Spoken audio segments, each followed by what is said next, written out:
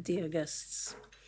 I'm very happy and very honored that I can host this event of European Internet Forum, that I can meet the members, friends. Especially thank you to Maria Rosa, where is she, and Joanna, voila, Maria Rosa and Joanna for organizing this. Is this the first event this year? So we, in the Parliament, it's the first one, so let's wish each other, sorry? Since 3 years. Since 3, of course, so even more, we must wish each other a good year, peace, healthier, green and digital. Is this good? Green, digital, healthy, and peace before all. The issue today, which I am honored to host, is sustainable digitalization, how technology can contribute to environmental goals. This is environment is what dominates more or less all our debates in the European Parliament, but also Council and Commission, how to energy, how to use less and green energy, rare materials, how to spare this earth. I find altogether that we have two main issues in the perspective of the coming years, maybe decades.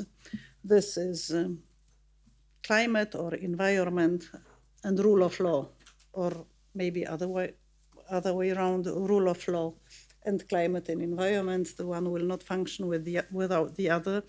But today we speak about sustainable digitalization and how technology can contribute to environmental goals. Those environmental goals are really crucial, not only to us, but for the generations that come. And I'm very excited to hear your contributions. We have excellent speakers, and a warm welcome to them. I will give you their names and functions, and then immediately I will pass to them. I will give them the floor. So first we will have Mr. Federico Menna, who is Interim Chief Executive Officer, Chief Operations and Finance Officer in EIT Digital, and we will see his PowerPoint presentation. Then Dr. Katharina Lasota, who is the President of Swiss-Polish Blockchain Association, founding partner of Lexcellence, which is a Swiss law firm, also a PowerPoint presentation. Mr. Phil Brown, who is Vice President of Business Development and Strategy in Circularise, also a presentation. I'm very happy and I expect it. And Mrs. Shuchi Rana, whom we see on the screen. Welcome to you. Where are you, in fact, physically? I'm in San Francisco, so. You are a services girl. Welcome. We will have Mrs. Shuchi Rana, who is Global Head of White Space Intelligence, ServiceNow, also a presentation. I will ask you for short speeches. I have a note which says 5 to 7 minutes, and afterwards I will invite everybody for a discussion. So welcome everybody once again, and I give the floor to Mr. Federico Menna. Thank you. Press the button, please. Yes. Thank you. I guess my presentation will appear on screen in a second. In the meantime, I'd like to thank EIF and for the invitation. I'm very happy to be here. I'm currently the interim CEO of EIT Digital. To go to the next slide, shall I tell you when? Okay, thank you. So EIT Digital is part of the European Institute of Innovation and Technology. We are the the organization within the EIT that deals with the digital transformation of Europe. And as you can see on screen, we build our activities on top of an ecosystem of 350 partners, which are corporates, RTOs, and universities across Europe. We are in 18 countries.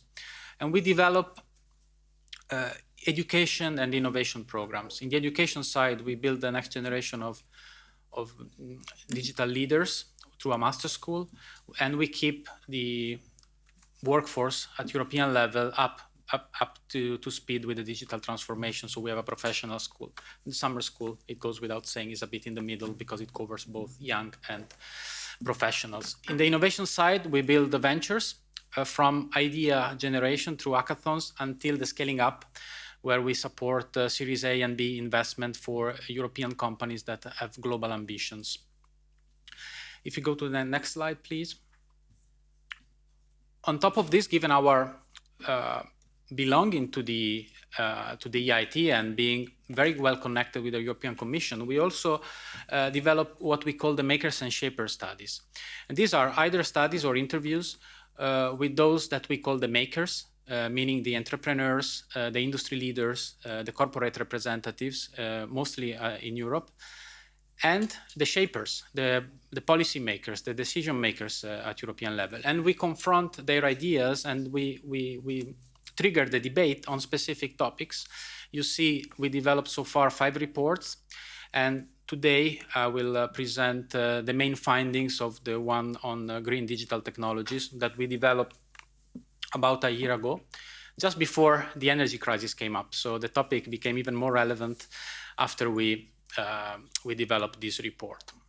Given the short time, I will jump immediately into the report, and I will cover some highlights. And then I brought with me some copies, so you can then bring it home with you and read it more afterwards. And there is also a link on the presentation to download the PDF version to make a greener choice. Next slide, please. So what is the scope of this report? So with this report, we ask ourselves 2 questions mainly. The first one is, can the digital transformation help reducing non-green energy use in Europe? Or on the contrary, the consumption of non-green energy will increase in Europe by the digitalization of society. And we always look at literature, we interview experts, and then we also bring them together, not only interviewing them in isolation, but we bring them together to discuss opposing views. And you will see that we developed a few scenarios that then we use to give recommendations to the policymakers. And if we go to the next slide, the QR code is to download the report, and you will have it also on the last slide. So first of all, the effects that we analyzed. So the first one is the digital technology energy consumption itself, but you will see at the end that in the end, this is about 10% of the total energy consumption. More important is effect number 2, where we see that the application of digital technologies can have positive or negative impact on energy efficiency of other sectors.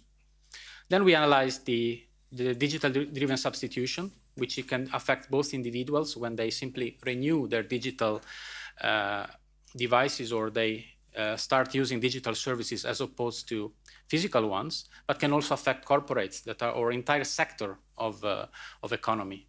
Taking, for example, Airbnb and Booking that completely substituted the traditional travel agencies. And effect number 4 is, of course, the behavioral effects of the use of digital technologies that can trigger, again, positive or negative effect. Let's move to the next slide, please. Yeah, so we analyzed these effects into 4 scenarios that are essentially combining the consumption of digital technology, the effect of the use of digital technology on the economy itself, and the overall economy energy efficiency. And of course, we have, let's say, extreme on the scenarios. One is utopia, where essentially a significant energy gain by the use of digital technology corresponds to a increased and a significant energy gain at European level, at economy level. And on the opposite side, we have a dystopic scenario where essentially everything goes the opposite direction. And it's interesting if you read in the report that we really analyzed also concrete examples. Of course, in the middle, we have those scenarios that are more like the compensation, where essentially we observe that by using more digital technologies, we reduce in some cases the energy consumption in one sector, but then we see that this brings more energy consumption in other sectors. Of course, I will not go through all the details. I let you read it in the report because it would take too much time. So let's go to the next slide, please. This is the way we assess the scenarios. We have a few parameters, for example, the growth, and then on each scenario we analyze what are the implications of those. But this I will let you read it in the report because it's very technical. Let's go to the conclusions because this is the most important part. These are the findings. After all these analyses, analyzing the scenarios, we came with 4 main conclusions out of this analysis. So the first one is that overall, while looking at other studies, by interviewing experts, we realized immediately that there is not an agreed framework of measuring and modeling the impact of energy consumptions in the different sectors. So it's really difficult to make an informed and fact-based discussion. So first of all, we would need at European level, or even more than beyond Europe, to create an agreed framework that can allow to make this comparison and a fact-based discussion. Number 2 is what I said in the beginning. Energy consumption of digital technology can be improved, of course, but if we look only at the digital sector, the consumption is about 10% of the total energy consumption. And this brings to number 3, where essentially our recommendation is to look more at the other sectors and how digitization can improve their energy consumption. And we see that depending on the sector, we see a huge potential in some, and COVID showed how the travel sector can be well, it's not the travel sector, but the impact of traveling can be further reduced and improved significantly because meetings can be moved online. Other sectors are less affected by applying digitalization. And this leads to the last one, where essentially we see that the saving that we achieve in one domain can be offset by the reuse of energy in other domains, and this is happening very often. An example is the e-commerce, for example. Many people are now reducing their own emissions because they don't drive to the shop anymore, but then they order a pen on Amazon and the day after another pen, and then maybe they send it back because it's a different color than the one they had in mind. This is, of course, an extreme example, but if you multiply this effect on the overall economy, it really offsets the other benefits that we have. So, and this is quite an important change, which has a lot to do with behavior.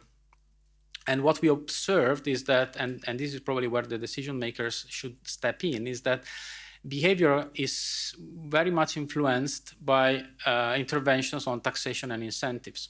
So by applying these incentives, we can probably adapt the behavior and make sure that in specific sectors, the energy consumption gained by digitization is not wasted because of a behavior that is not pursuing the same goal. So that's my short presentation. I'm happy to take any question before or after when we have the debate. You can download the report. You have my email address. So I'm happy to connect also after the meeting to have a deeper discussion on the topic. And I'd like to thank you very much. Thank you very much. Thank you for the brochure that you provided us also. You're very welcome. Even if you do not give us a perspective of some miraculous solution for the future, and the questions will be after all 4 presentations. Okay, thank you. And with this, we will pass to to Dr. Katharina Lasota Heller. Please, the floor is yours. Okay, thank you very much. Thank you very much for the invitation. It's a great pleasure and honor to be here. My name is Katharina Lasota. I have two hats. One is, as MEP Thun mentioned, I'm a lawyer. I deal with issues related to blockchain, especially into the cryptocurrencies. So this is how I generally jumped into the subject several years ago. If you have, and I won't be talking today about cryptocurrencies. My other hat is I'm president of Swiss Polish Blockchain Association. For some of you who are interested in blockchain, you probably heard the name Crypto Valley, Canton Zug, Switzerland, like one of the, let's say, pioneers of blockchain development of blockchain technology here on European continent. I don't want to say European Union because that's my personal view. Switzerland is unfortunately not a member of European Union. But when I was asked to be here today, the question was that I will provide you a little bit with very, maybe not a little bit, but very general overview what blockchain is and what kind of problems or issues might be triggered by blockchain and energy consumption. And I guess the topic is anyway challenging, and starting from February 24th last year is even more challenging because we have generally issues related to consumption of energy. Next slide, please. Next one. So blockchain. Basically, what is blockchain is decentralized database, simply, where you don't have any central party. What we know from other, let's say, e-commerce business models or platforms that we have, you have always central party when you go to validate certain transactions. In relation to blockchains, we have many, many validators, many nodes, and whatever transaction is going to be done or is happening on blockchain, all of the validators have to agree, yes, this is called consensus. They say, yes, we all agree something like that happened. A certain crypto asset has been recorded, or any kind of data has been recorded in the infrastructure. Derek will take later, probably will go much more into the details of how the blockchain works from the technology perspective. But for you now to remember, many miners who try to mine certain assets. In reality, this is like almost mathematical guess. They need to compute, find a solution, which is very, very time and energy, requires time and energy. And to find a solution is very difficult. However, to prove that there is a right solution is quite easy, which is done by the so-called validators. Can we go to the next slide? So I guess all of you know probably those logos, Bitcoins, Ethereum, which is based in Zug, where I'm normally based. Stellar, Polkadot, and Aleph Zero, for you to know, it's a great Polish infrastructure being now developed between Switzerland and US. Also, one of the engineers, a few of them are based in San Francisco. Next one. And this is the whole scenario, how it's actually happening, that we have a request for transaction, we have people who are working on the effort, trying to find a solution, then people who validating, put them in block, one block, another block, and then this is why we call it blockchain at all. Blockchain at all does not necessarily, not every digital DLT structure is blockchain, but for you to know why we call it blockchain, this is the same question why we have a cloud computing, because somebody painted it once like a cloud somewhere on the paper, and we have cloud computing, and this is how it, because we have the blockchain and one blockchain follows next blockchain, we have a chain of blockchains. That's the name. Next one. Next one. So, when I told you we have those miners who are trying to find a crypto asset or trying to find a, let's say, solution to a guess, to a question, and we have validators, we have very many parties, and all of them using energy. And here I need to say blockchain is probably, by principle, not very energy, environmental friendly technology. I guess there will be some other development. I will come to this right now. I guess when electric bulb has been developed, it was also much more energy consuming as it is today. So when we are working on the technology, our first idea is probably not to think, or maybe it has changed now, how much energy it will be consuming, but what the energy, what the technology itself has a problem to solve. And then we think how we can basically minimize the amount of energy which is used for the technology to run. Next one. That's the picture. This is probably how it works to find one Bitcoin in particular case scenario. Just to tell you, the miners who are mining, they're not doing this for free. As soon as they have the solution, they will be rewarded. And the reward is called cryptocurrency. It might be Bitcoin, it may be Ether, it might be, in case of Polkadot, Polkas, and then dots, and then in case of Stellars might be some different rewards. The different one, they're not doing this for free. Miners are getting reward and the validators as well. So next one. So in order to minimize the amount of energy which is being used for all of this mining and computing, recently we have a little bit change in the technology, how the mining and how the reward are being then might be not distributed, but who had a chance to get them. And we call it difference between proof of work, that was the one which I described now, and proof of stake. We have proof of work is when everybody is running to mine something and everybody thinks could be validators. So we have all of these parties using energy. When we go to the proof of stake, you need to show that you have enough tokens in order to be validators. This is the probability that you will be the one who can validate transaction is much higher.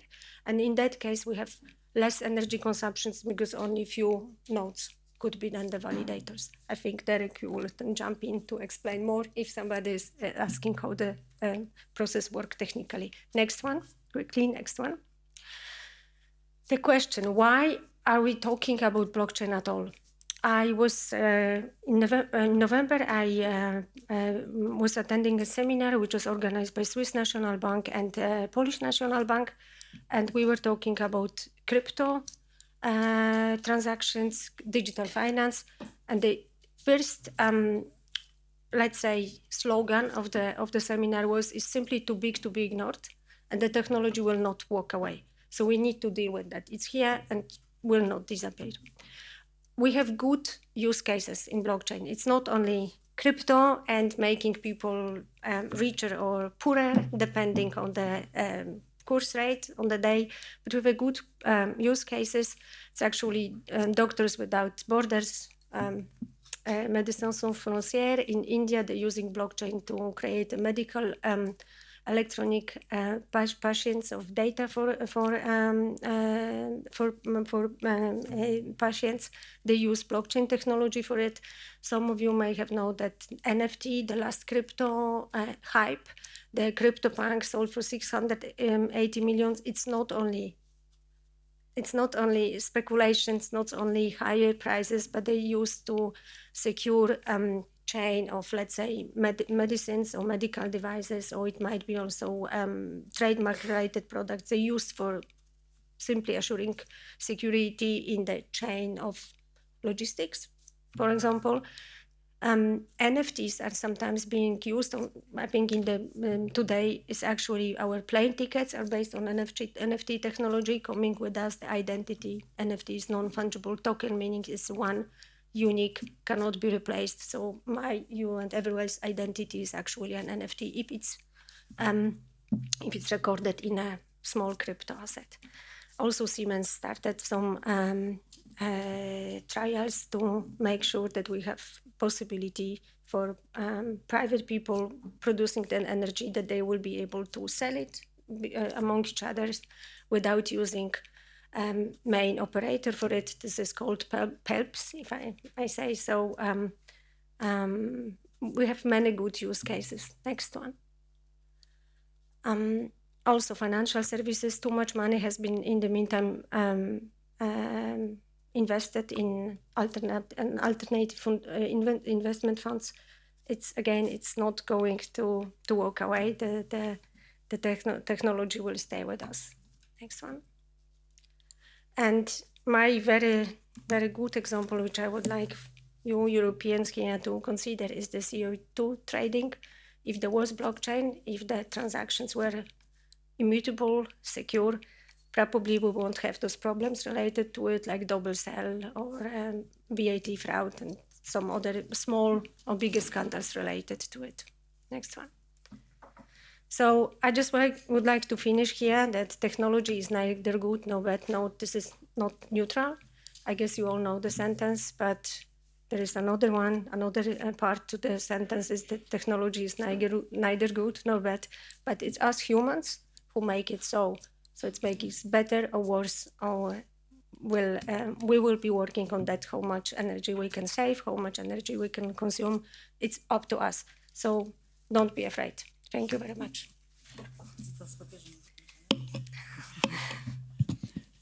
Thank you very much. Questions and answers afterwards. You know, I say also about the politics, frankly speaking, that it's neither dirty nor clean, but it's exactly as we make it, and don't be afraid. So there are probably more domains where we should go with courage and know that it depends fully on us. If I could ask Mr. Brown to continue, I would give him the microphone. Yeah, thank you so much. So my name is Dr. Phil Brown. I represent Circularise. Federico has given a great report that sets out a lot of the conclusions and challenges that we're working with, talking about feedback loops of energy, really good content.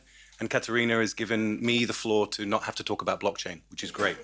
We do use blockchain. I want to be very clear. We do not use cryptocurrencies. We're using blockchain as a technology.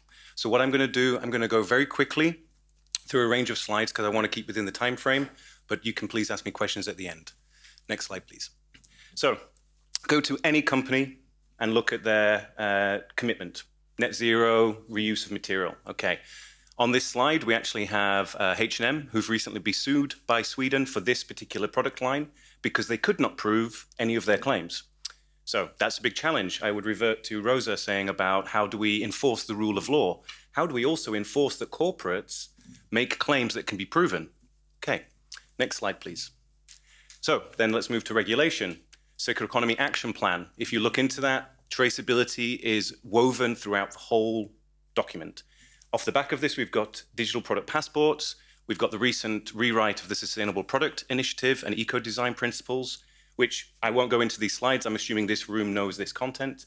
If you could go to the next slide, please. We also have the German Supply Chain Act, which is actually going to be rolled out across Europe. So looking into how do we monitor and account for health and safety, human rights abuses, slavery across the value chain. Similarly, the Conflict Minerals Act actually being reviewed currently right now. And most recently, the Corporate Social Reporting Directive. So how do we start to bring all of this data together into a harmonized place? Next slide, please. Thank you. So in summation, regulators, you and customers want to know where are the products from, what are they made of, where will they end up, and critically, what is the impact? Next slide, please. So where are we today? Technology-wise, traceability is email, bidirectional communication. Hi, supplier, can you send me your information? Okay, it's very labor intensive, it's reactionary, it's usually not scalable because how are you going to, like if we deal with Porsche, who's one of the companies that we work with, they have over 3,000 suppliers for one vehicle. Okay, next slide, please. So an example, battery passport. It's going to be the first DPP that you guys are promoting. So this is the complexity in reality. When you look at the information that is needed, we're talking battery health, status, where are the materials from, what's the chemical composition? Now, you talk to any battery producer and ask them for that data. Sorry, that's sensitive. Next slide, please. So the value of doing all of this, we can track CO2, we can track certification of materials, we can look into impact metrics, we can enable a regulatory compliance, make it easier to conform to the rules of law. We can also mitigate risks in our supply chain. If we know where materials are or are not, we can then plan and start to do predictive planning for buying and selling, so avoiding issues of supply chain such as the semiconductor crisis, which has come off the back of COVID and lockdowns, etc. We can also enable new business models that look at extending product lifetime or recovering at end of life. Next slide, please. There is no silver bullet. This is not a solution that's just going to magically solve everything. So the challenges I mentioned before, sensitive data. Also, Katharina mentioned, how do you avoid fraudulent, misleading, or double accounting? If there is an incentive to lie, I guarantee you that some actors will choose that. How do you avoid that? The other challenge, interoperability. How do we get companies to talk together from different ends of the supply chain? All of this data is already in an ERP system of a company, but I guarantee you they don't want to share it. And this then goes to the final point of supply chain complexity. Next slide, please. Apologies, I thought the screen would be larger, so this is probably eligible on this point. So on the left, what you have is an information flow that would be required for a battery passport. On the right, what you have is all the specific data points that are being asked. So because the visual is not easy to see, just look at the number of actors you have to collaborate with, the type of data points. I can happily share these slides afterwards. Next slide, please. So back to the example. Here we have a list of data points that is standardized. Each actor in the supply chain would enter this. You have an activity log that is on a blockchain that can be validated and externally audited later. Next slide, please. So what we do is we operate on a public blockchain. We're using the Ethereum network. This has, as Katharina just mentioned, gone through a proof of work to proof of stake mechanism, so its impact has reduced comprehensively. We've also done an LCA on our own operations, as well as future energy transition and looking at the materials that we're tracing. And in all scenarios, the impact is negligible when the material is recovered end of life. Our core USP is protecting sensitive information through smart questioning. Next slide, please. Which, in summation, next slide, please. We have a supplier on one side, we have a buyer on the other. They have a list of questions and data points that they would like to share. Next slide, please. But they only share the specific data point that is needed. Now, this is the basic description of what is very, very complex. This is zero knowledge proof. If you want more information, I would talk about it afterwards. Next slide, please. What this allows us to do, though, it allows us to set differing disclosure levels. Full disclosure, i.e. everything is open on a chain. Public, anyone can access it. Ranged proof, i.e. a percentage. This is really important for chemical composition. If I'm a chemical producer, I don't want to share my chemical composition with anyone. But if I'm a recycler, end of life, I need that to recover it. So how do we do that? Set membership. Actors can set a range of areas such as conflict zones or areas they don't want to buy from, and they can get an alert if their upstream suppliers are purchasing from there. And no disclosure. I will not disclose it, but you can reference it. Next slide, please. So, to the visualizations, what can we then achieve with this once all of this work has been done? Firstly, we can get a chain of custody model. If you give this to a supply chain manager, firstly, this is status quo. Where is my material coming from? Next slide, please. We can then start to identify into the specific nodes and understand what is all the data linked to that specific actor. Next slide, please. Similarly, we have sourcing composition. Where is my material from? Is it bio? Is it renewable? Is it from a post-consumer, pre-consumer? Next slide, please. We can also include chemical composition. So what is this material in front of me? Is it REACH or ROS compliant? Okay. Next slide, please. And we can also start to visualize LCA impact. Again, these slides are really, really small, so you're not really seeing anything. Apologies. But in here, this is our first stab at doing Scope 3 emission tracking. Scope 3 meaning that you need the entire chain to actually start to report on their own LCA. We are developing this much further as well. Next slide, please. Thank you. If this works, this is a video of a project. You need to click on the video. Safari cannot open the page. Okay, then I will just talk through what we did. This was with Porsche. This was with 7 different suppliers. If you could go back to the slide, I can then just quickly run through. We had UL as an active auditor on the project. So each actor in this supply chain, if you, that one, and if you make it large. So we had Mitsubishi Chemical, PPG, Domo, Borealis, others in the supply chain, and UL as an auditor validating all of the data. This was for 2 product lines, and it went into a digital product passport that Porsche then shared with their consumers. They actually didn't share with all of their consumers, it was internal testing, but the idea was, what information do I need to give to a consumer to meet the goals of a digital product passport? In 5 to 7 minutes, I think I've gone through the quickest review of DPP ever. I do invite questions later. I do have a range of backup slides if anyone wants to know, and happy to have a discussion with you all later. Thank you. This was masterwork. Thank you very much. And those slides, this will be really very interesting to get them and have a closer look at them. So I hope that we will be able to share them. And I don't want to take your time. I would pass to Mrs. Shuchi Rana, who will remain online and show us also a presentation. Please, the floor is yours. Actually, thank you. I might just talk through it instead of slides. So good morning, everyone. My name is Shuchi, and my apologies. I wanted to be there in person, but could not. So I'm joining you here bright and early from San Francisco. Thank you for including me. It's an honor to be a part of this important conversation. I head up white space intelligence at ServiceNow, and in this role, have an opportunity to work with a portfolio of our customers and partners on co-innovation and co-creation. For those that may not be familiar with ServiceNow, we have about 20,000 employees across the globe, with 85% of the Fortune 500 as our customer, and we focus on simplifying the complexity of running a business. Think automating workflows, processes across the enterprise, and we touch almost every aspect and function of the business, whether it's IT, employees, customers, and creators, or we also call them citizen developers. So it empowers people with the tools to be able to customize and create their own workflows.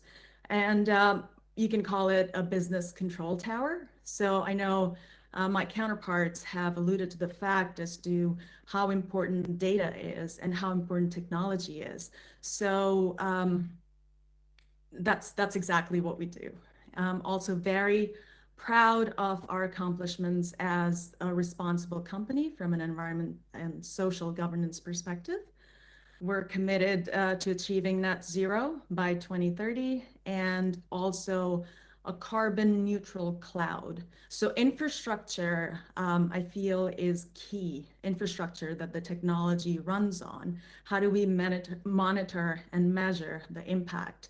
So we published our sustainability report recently using we built our own ESG management product that is being used both internally by ServiceNow and also a few of our customers.